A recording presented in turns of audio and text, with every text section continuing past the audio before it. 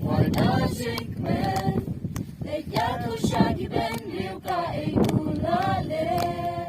With the child, why does it man?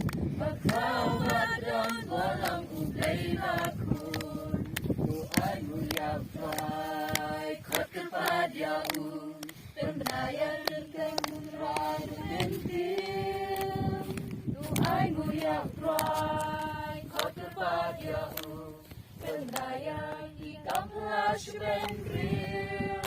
Tongin roy na marule kampla. Ay papatay barokan na. Tongin roy na marule kampla.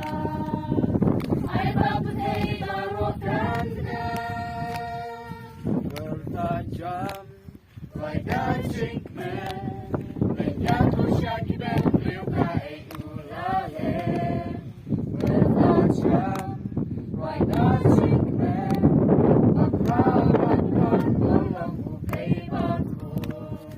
tu ay nguyang fly. Kot kapag yahu, pagkayan kiting tulungan na gentil.